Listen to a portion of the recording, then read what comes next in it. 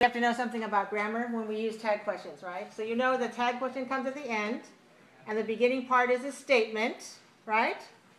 So I just asked you, when you put the tag on, how do you know which auxiliary to use? So we could say, all of these tags are correct. We could say, won't he, will he, has he, hasn't she?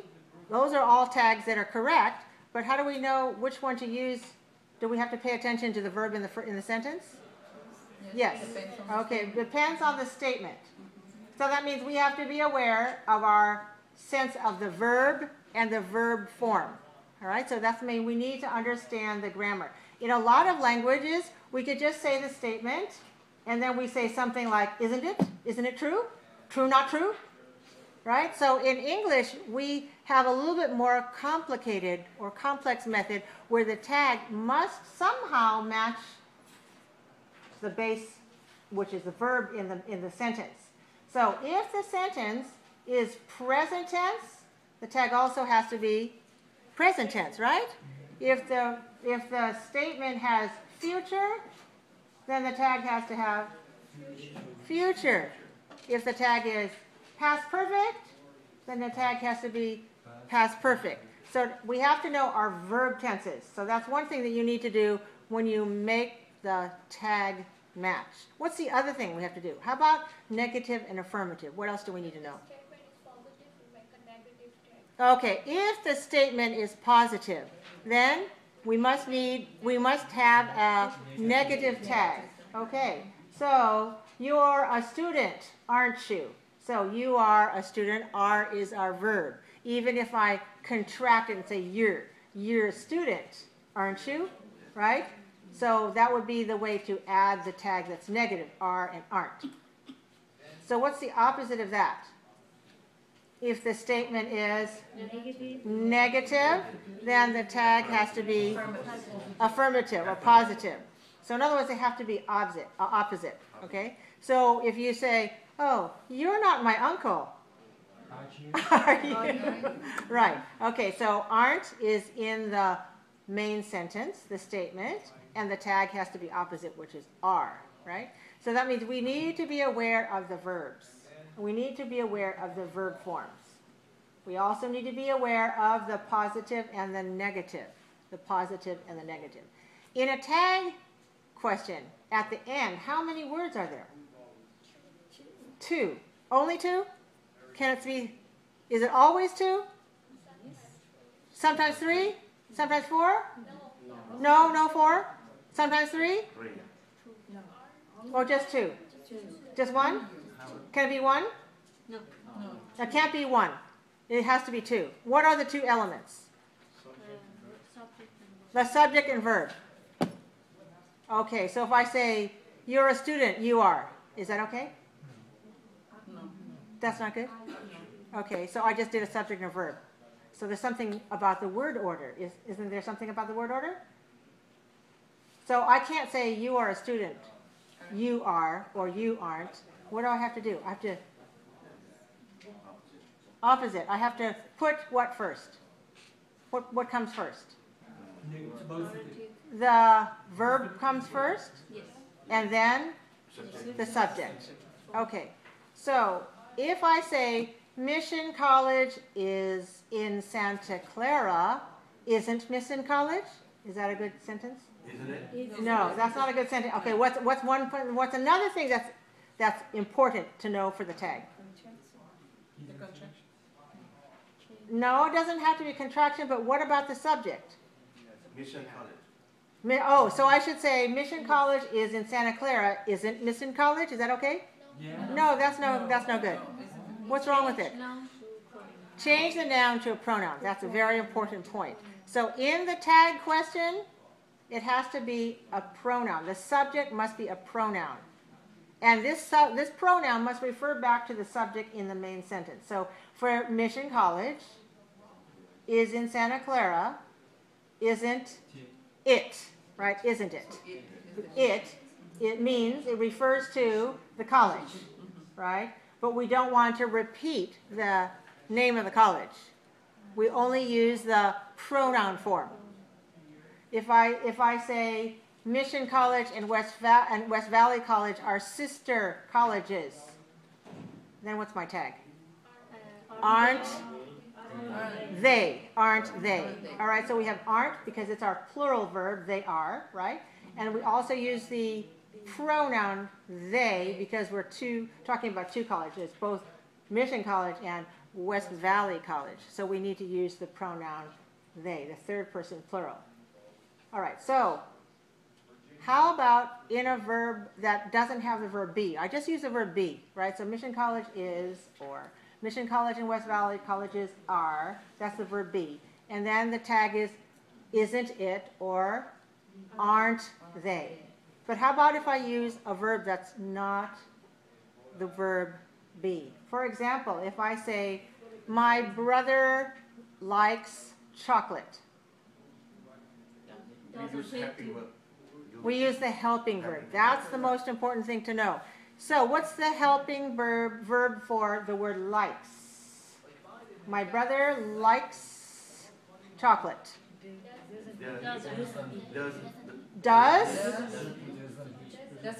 Doesn't. We have to make it negative because likes is positive. The negative auxiliary or helping verb is doesn't. So doesn't my brother. Uh-oh, no. Doesn't he. Good. Okay, so my brother likes chocolate.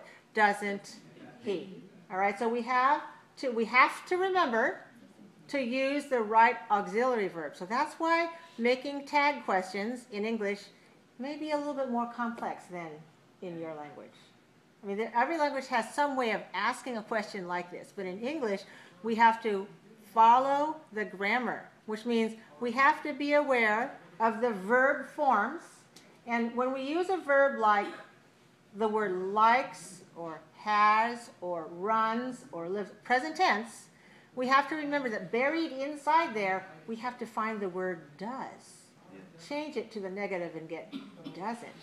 If I say, you like ice cream. Don't you? Don't you? Right, so here we cannot use doesn't. We have to use do, and the negative of do is don't. Then we put it all together and we say don't you. And we link it we change the sound don't you to don't you. Don't you? You like ice cream, don't you? All right, so there's a lot going on in how to construct the tag questions in English. Now maybe you've had practice doing this on paper in your grammar classes. You've had practice, haven't you? Some of you are nodding, and some of you are going, grammar? I don't remember my grammar. I don't remember my grandpa and my grandma. Okay, just kidding, just kidding. Okay, so what we want to do is understand what a tag question is, and we also want to understand the form of it. How about the usage? In other words, when do we use a tag question?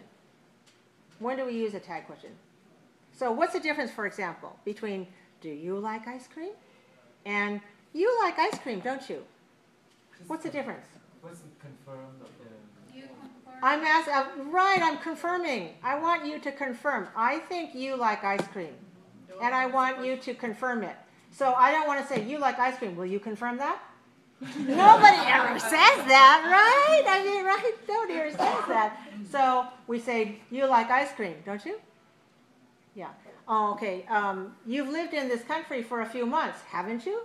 So you say a sentence, and then you ask him for confirmation, and then you use the tag. Okay, so that's a very common time that we use the tag question. A very common time when we want confirmation. Also, when we have a conversation with people, sometimes it's a nice conversation starter. It's not really conversation for confirmation. For example, how about today's weather? Was it very nice or not? Nice. Nice. Okay, so can you make a tag question about the nice weather? Today is very nice weather, isn't it? Today's weather is very nice, isn't it? Today the weather is very nice, isn't it? Okay, so lots of times we'll say that because it's just a way to get a conversation. Or, yeah, it's really nice. I really love days like this. So it's a way to start a conversation. So sometimes we use the tag question because we really need confirmation. And sometimes we do it because we want confirmation from somebody we hope to have a conversation partnership. We hope to engage somebody in conversation. So this is very important for you to learn how to use the tag question if you want to build your conversation skills. Okay? Because if you just go up to somebody and say, oh, are you a student at Mission College? You know, you get a yes, you get a no. But if you get, oh, you're a student at Mission College, aren't you? I think I've seen you in my class, in ESL grammar class, weren't you? You were sitting by the door, weren't you? So you get kind of a way to get involved in a conversation. So these are this is a useful social engagement besides having a grammatical function, right? Because we want to be able to know when do we use this language and when is it useful. Now the other thing I want to talk to you about is, I want to talk to you about the intonation patterns. Because we basically have two intonation patterns for our tags. Which do you think they are? Even, rising, or falling? Of these three, which ones do we practice in, what do we use in real conversation? Even, rising, falling. Which two do we use? Rising and falling. We use only two kinds. Do we use even? Yes. No. Not often. No, usually we don't. Usually we do rising and falling. Yeah, usually we do rising tone and rising intonation pattern and falling intonation pattern. So I can say, don't you? And I can say, don't you? Are they the same or different? Different. Okay, I'm going to say something. Now you just tell me whether it's same or different. Can you? Can you? Same. Same. Can you? Can you? Different. Different. Can you? Can you? Same. Same. Can you? Can you? Same. Same. Can you? Can you? Different. Good. Okay, you guys are much better at listening and hearing intonation than you were when you first started, right? Yes. Yeah? Aren't you? Aren't you? You're much better, aren't you? Yes, you are. Okay. So if you say, it's a nice day, isn't it? What do you hear, falling or rising on the tag? Just listen to the tag. Falling. It's a nice day, isn't it? Falling. Okay, show me with your fingers maybe. Is it rising or is it falling? It's a nice day, isn't it? Isn't it? Okay, now listen to if I say it this way. It's a nice day, isn't it? It's a nice day, isn't it? It's a nice day, isn't it? It's a nice day, isn't it? It's a nice day, isn't it? It's a nice day, isn't it? All right, now this time, repeat after me. It's a nice day, isn't it? It's a nice day, isn't it? It's a nice day, isn't it? It's a nice day, isn't it? It's a nice day, isn't it? It's a nice day, isn't it? It's a nice day, isn't it? It's a nice day, isn't it? All right, so I'm going to stop here and ask you. When you're not sure, then you tend to use which intonation pattern? Rising or falling? Rising. Rising. Okay, when you're more sure, what do you use? The rising or falling? Falling. Falling. Okay, good. You're good in your theory. Now let's see if you can do the application. Okay? So, if suppose I've just given you a lot of homework, and you're supposed to have done certain exercises, and I come by and I look at your papers, and I see if you've done your homework. Empty. Nothing. I see you haven't done your homework. What should I say? Have you or have you? Okay, so watch. Okay, this is the situation. I have assigned you homework, right? And now I'm looking at your papers to see, or your books to see if you've done the exercise.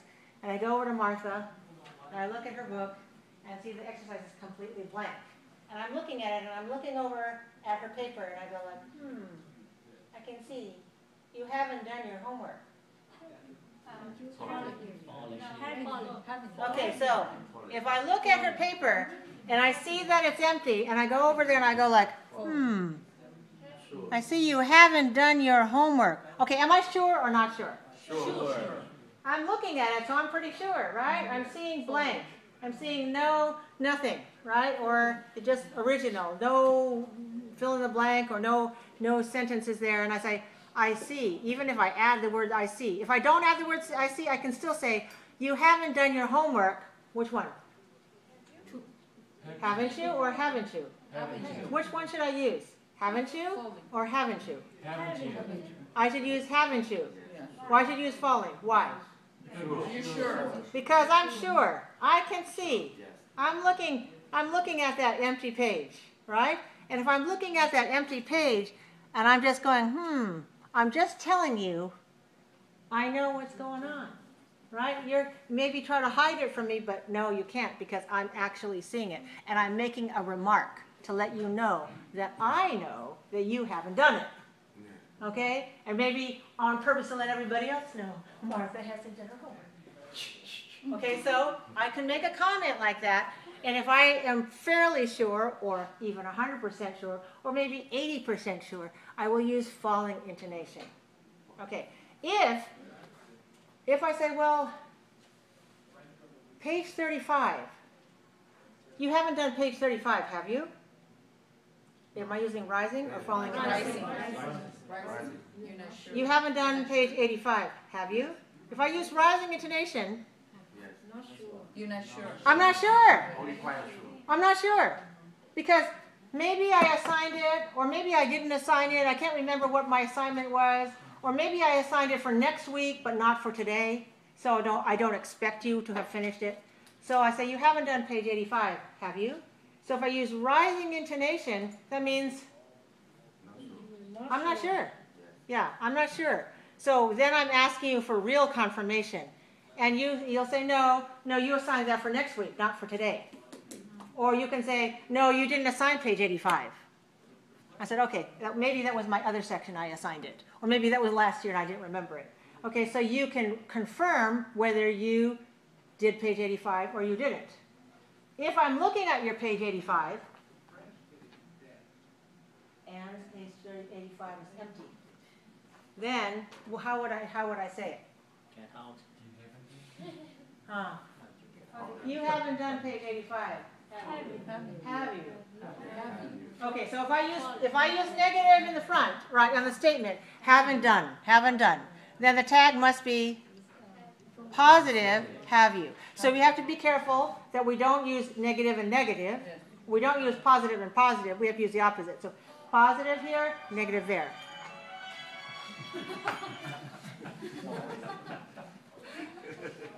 Okay, then we also have negative in the statement, then we have positive in the tag. So you haven't done page 85, have you? That means I'm pretty sure I'm right. Yeah. Okay, now let's take another situation. How about rain? When it's raining, how do you know it's raining? How do you know when it's raining? How do you know? You hear it about the rain. Okay, you can hear the rain. Maybe you can hear the rain coming down on the roof. Yes. You can hear the rain falling on the ground. Maybe the wind's blowing and the rain is blowing into the windows. Okay. And another way you can do it is by seeing it. Another way is you can go out there and feel it, right? So all the different ways you can know that it's raining, you have different sensations. You have different ways of perceiving, right? One is through your ears, another is through your eyes, another is through the sense of touch. Then you can go and smell the rain. It's raining. Okay, so if I'm out like this, okay, and I go, it's raining. Should I say isn't it or isn't it? If I'm out in the rain, okay, the rain's coming down, right? Falling. Right?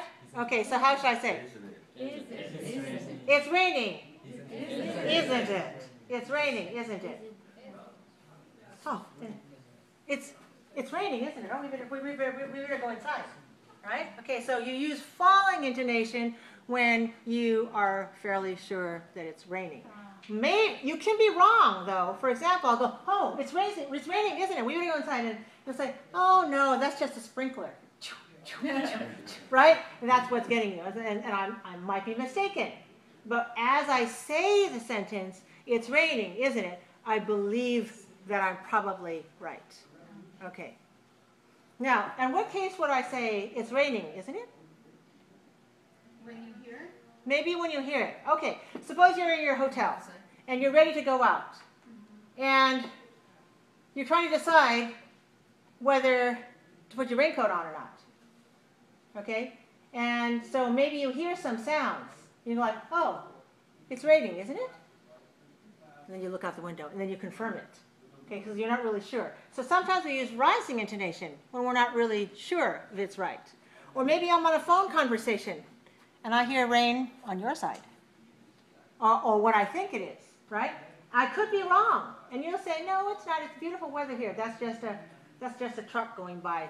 You know, it could be some other kinds of noises that make me think of rain. Or maybe it's static, you know, sort of some other interference in the transmission of your phone call, right? So sometimes when you're not sure that your statement is correct, then what kind of tag intonation? Should you use rising or falling?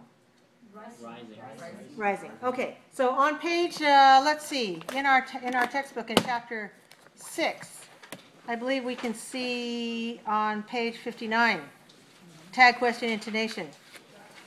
We have some examples here. And let's practice the ones where we're not sure if the statement is absolutely correct. All right, so here we have some sentences. You have enough money, don't you? Maybe I'm hoping, right? Because I don't know. Let's go out to dinner. Oh, okay, sure. You have enough money, don't you? I'm hoping you do, right? But I want you to confirm, because otherwise, you know, what if we go to a restaurant that doesn't accept credit cards, right? And they have cash only. There are some restaurants like that, right? So you want to be sure that you don't have to stay late and wash dishes to pay for your meal.